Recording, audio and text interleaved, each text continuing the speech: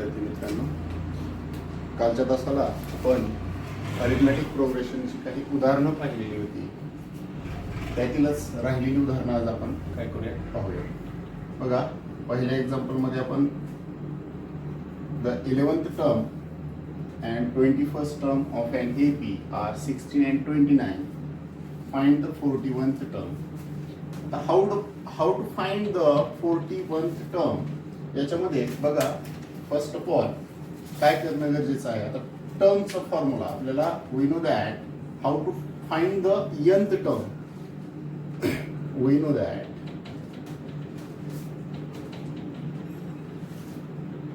Tn is equal to a plus n minus 1 into d. Tn is equal to a plus n minus 1 into d. हा nth टर्मचा formula आपल्याला 11th term find out करायची आहे. म्हणून इथे काय करायचं, नाव T11 is equal to a plus nth term म्हणजे किती आहे, 11th आहे, 11 minus 1 into d.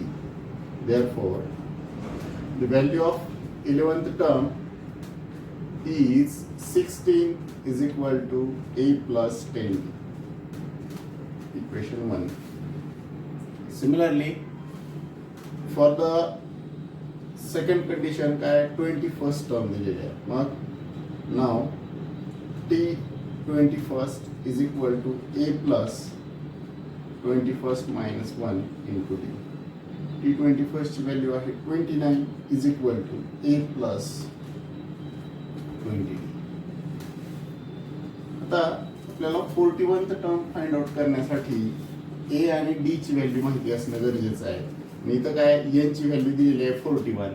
मग इथं काय करावं लागेल आपल्याला, तर इथं a आणि d ची व्हॅल्यू काढण्यासाठी इथं जर पाहिलं तर हे दोन इक्वेशन 2 व्हेरिएबल मधले दिसत आहेत.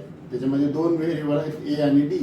मग a आणि d means a means first term, d means common difference. So इथं आपल्याला काय करावं लागेल, a आणि d च्या व्हॅल्यू काढण्यासाठी इथं दोन इक्वेशन 1 आणि 2 चं कुठल्या तरी एका व्हेरिएबलचे कोएफिशिएंट सेम आहे का नाही हे चेक करायचं. आणि ते सेम आहे का नाही हे चेक केल्यानंतर तुम्हाला लक्षात येईल की इथं a चे कोएफिशिएंट कसे आहेत, सेम आहेत. म्हणजे a चे कोएफिशिएंट सेम आहेत आणि साइन कसे आहेत, साइन सुद्धा कसे आहेत, सेम आहेत. म्हणून इथं काय करावं लागेल आपल्याला, सबट्रॅक्ट इक्वेशन 1 and 2 आणि सबट्रॅक्शन केलं तर काय होईल, 16 is equal to a plus 10d. 29 is equal to a plus 20d. Subtraction जर करायचं झालं तर इथं काय करावं लागेल, साइन बदलावी लागतील. Minus minus minus plus minus cancel. काय राहिलं, minus 13 is equal to minus 10. Therefore, इथं काय बघा, d is equal to minus 13 upon minus 10 means d is equal to 13 upon 10. इथं तुम्ही डिवाइड केलं तरी चालेल, नाही डिवाइड केलं तरी सुद्धा चालतंय. तर इथं d ची आलेली व्हॅल्यू काय करा, इक्वेशन 1 किंवा 2 मध्ये सबस्टिट्यूट करा. Put d is equal to 13 upon 10 in equation 1. 1 मध्ये जर पुट केलं तर काय होईल, 16 is equal to a plus 10 into 13 upon 10. हे 10 get cancel. 16 is equal to a plus 13. हे प्लस इकडे गेलं तर काय होईल, minus. a is equal to 16 minus 13. a is equal to means a आणि d च्या व्हॅल्यू तुम्हाला मिळाल्या. तर a आणि d च्या व्हॅल्यू मिळाल्यानंतर आपल्याला काय करायचं आहे, 41th टर्म. मग इथं काय, a is equal to now a is equal to 3, d is equal to 31 upon 10, n is equal to 41. आणि आपल्याला फाइंड आउट काय करायचं आहे, T41 is equal to. मग Tn चा formula Tn is equal to a plus n minus 1 into d. मग इथं काय होईल पहा, T41 is equal to a ची व्हॅल्यू आहे 3 प्लस n आहे 41 minus 1, d आहे 13 upon 10.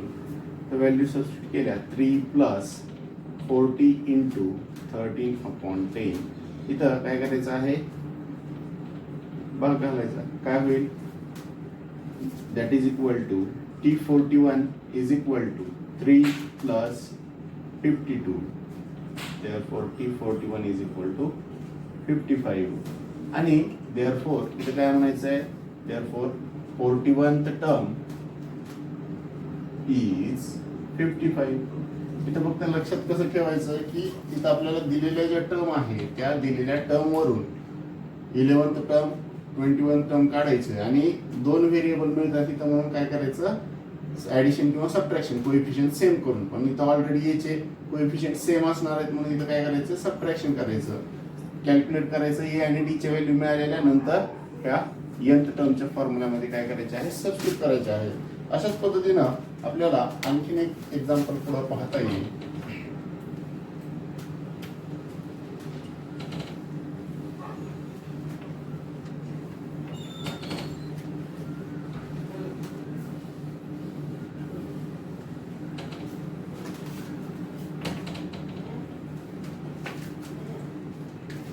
नेक्स्ट मध्ये काय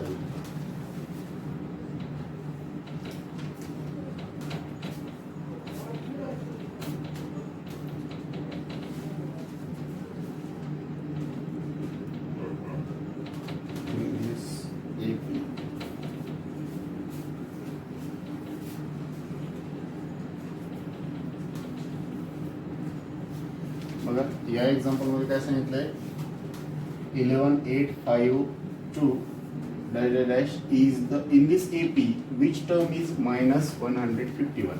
अशा प्रकारचं एक्झाम्पल आपण काल पण पाहिलेलं आहे. याच्यामध्ये काय करता येईल, हे मायनस 151 ही जी टर्म आहे ही टर्म कितव्या नंबरला आहे ते आपल्याला फाइंड आउट करायचं आहे. मग याच्यामध्ये फर्स्ट ऑफ ऑल इथं आपल्याला ह्या दिलेल्या AP वरून ए आणि डी च्या value, A is equal to 11, D is equal to, आता कॉन्सिक्युटिव्ह टर्मचा जर डिफरन्स पाहिला तर काय आहे, पहिली टर्म 11 आहे, दुसरी 8 आहे. मग काय होणार आहे, निगेटिव्ह डिफरन्स येणार. मग डी इज इक्वल टू -3 आणि इथं आपल्याला काय दिलंय, हे -151 टर्म किती आहे काढायची, म्हणून Tn इज इक्वल टू -151 आणि आपल्याला ही टर्म किती आहे म्हणजेच n इज इक्वल टू काय करायचं, आपल्याला फाइंड आउट करायचं. आता n is equal to find out करायचं म्हणल्यानंतर कशा पद्धतीने करावं लागेल, Tn चा formula we know that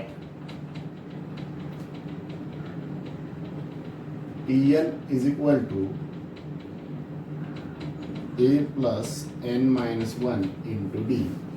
Tn ची value -151 is equal to a ची व्हॅल्यू 11 प्लस n ची व्हॅल्यू माहित नाही, d आहे -3. कॅल्क्युलेट करून घ्या, काय होणार आहे, -151 11 मायनस मध्ये मल्टिप्लाय केला तर -3n प्लस 3. कॅल्क्युलेट करा, कॉन्स्टंट टर्म एका बाजूला घ्या, -151 हा प्लस 11 इकडे आला मायनस आणि हा +3 इकडे आला minus, that is equal to -3.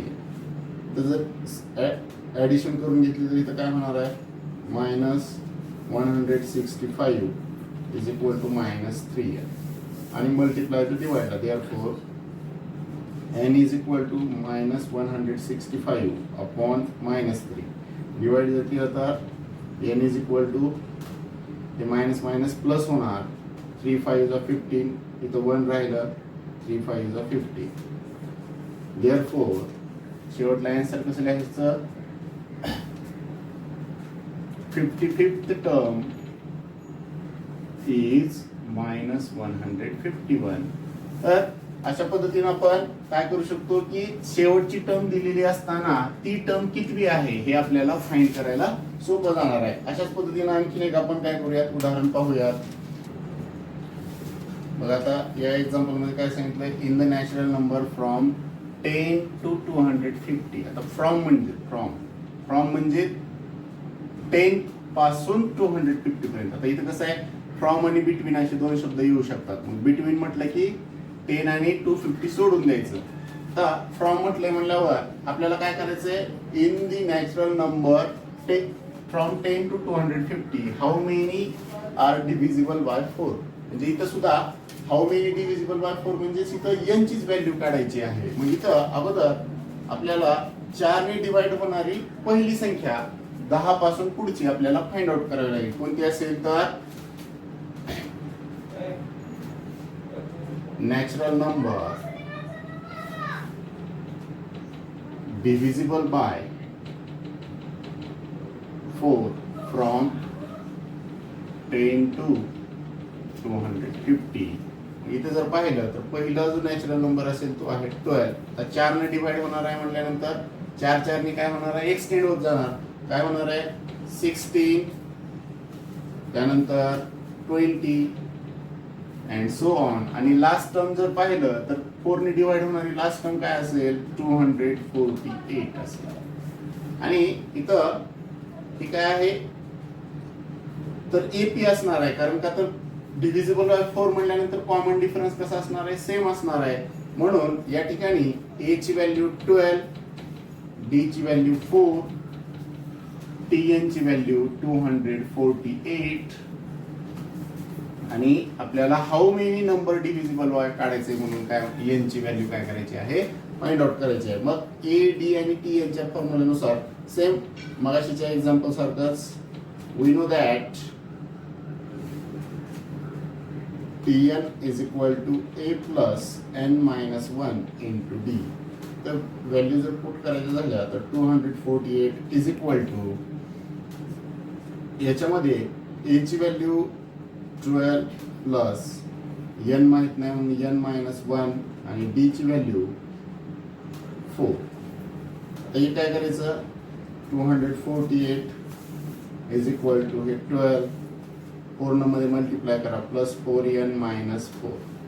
इथं जर कॅल्क्युलेट करून घेतलं तर काय होईल, 248 इज इक्वल टू ते 12 मायनस 4, ते 12 मायनस 4 काय होणार आहे, 8 प्लस 4n आणि हे प्लस 8 इकडे आलं तर काय होणार आहे, minus 8. 248 minus 8 is equal to 4n आणि 4n is equal to 240. n is equal to 240 upon 4.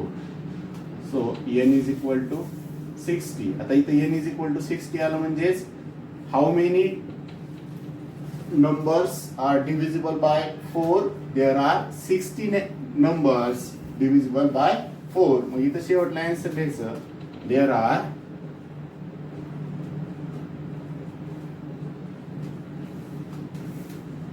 60 natural number divisible by 4. बघा सेम मगाशी सारखंच उदाहरण होतं, फक्त इथं संख्या तुम्हाला माहिती होत्या अगोदरच. फक्त त्या ठिकाणी एपी आपल्याला फॉर्म करायची होती म्हणून एपी फॉर्म केली आणि त्यानंतर एपी वरून ए डी टी एन ची व्हॅल्यू आणि एन ची व्हॅल्यू आपल्याला फाइंड आउट करायची होती. अशाच पद्धतीने आणखी एक आपण उदाहरण पाहूया. बघा आता या एक्झाम्पल मध्ये काय सांगितलंय, in an AP 17th term is 7 more than 10th term असं म्हटलंय. इथं दिलेल्या कंडिशन नुसार फर्स्ट ऑफ ऑल आपल्याला 17th टर्म आणि 10th टर्म अगोदर काढून घेऊयात आणि नंतर कंडिशन आपण काय करूयात, मांडूयात. आता इथं 17th टर्म काढण्यासाठी we know that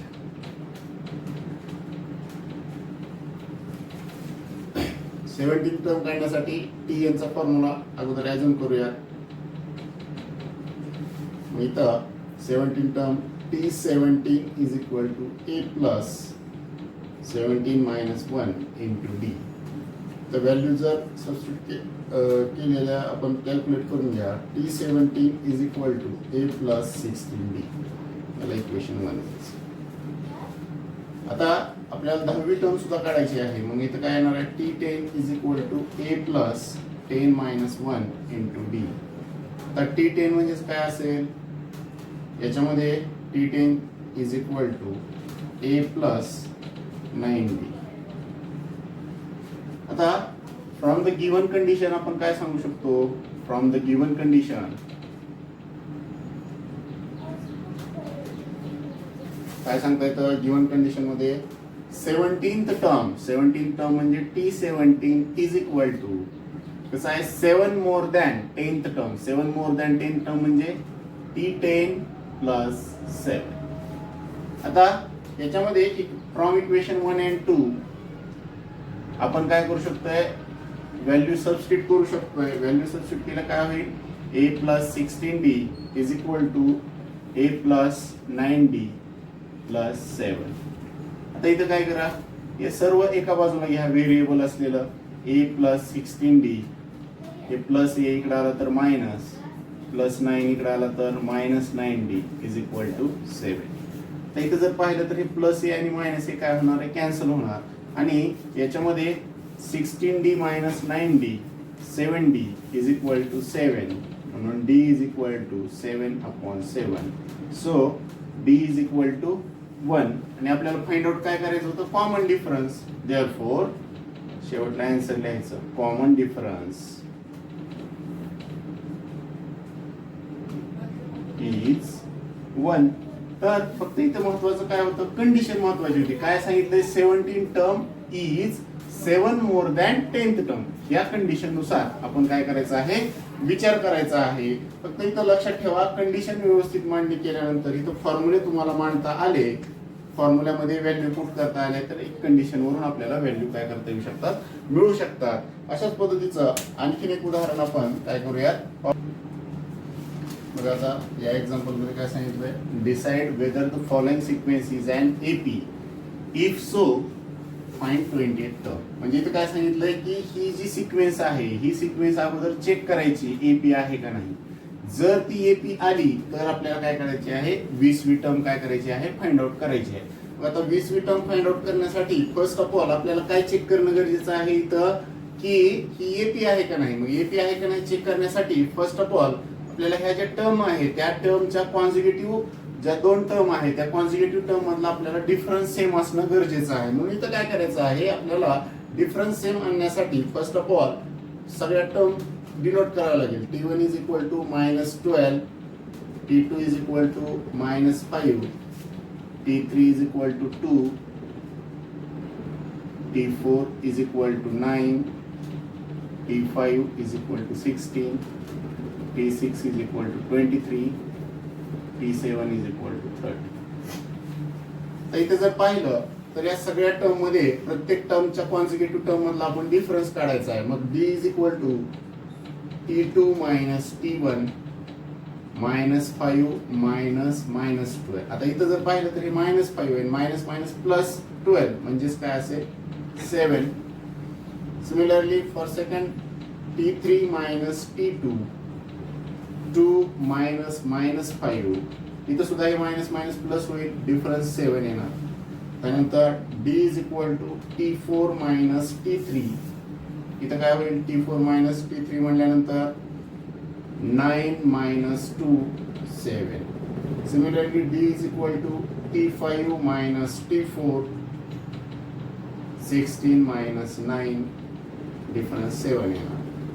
तर d is equal to t6 minus t5, हे काय सांगता येतं, 23 - 16 is equal to 7. Similarly d is equal to t7 minus t6 30 - 23 is equal to 7. तर इथे जर पाहिलं तर प्रत्येक कॉन्झिक्युटिव्ह टर्म मधला डिफरन्स कसा आहे, सेम आहे. म्हणून इथं काय लिहायचं, common difference is same.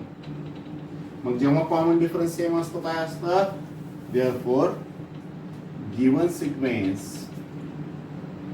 Is an AP. आता इथं गिवन सिक्वेन्स एपी आली, पण पुढे आपल्याला काय सांगितलं, इफ सो, जर ती असेल तर आपल्याला 28 टर्म काढायची. मग first term we know that -12, d is equal to 7. आपल्याला 28 टर्म काढायची म्हणजे n इज इक्वल टू 20, आणि टर्म किती काढायची आपल्याला, t20. We know that tn is equal to a plus n - 1 into d. आता इथं व्हॅल्यू सबस्टिट्यूट जर केल्या तर tn च्या जागेवर 20, a ची value -12 plus n is equal to 20 - 1 into d ची व्हॅल्यू आहे 7. इथं काय होणार आहे, -12 प्लस 19 इंटू 7.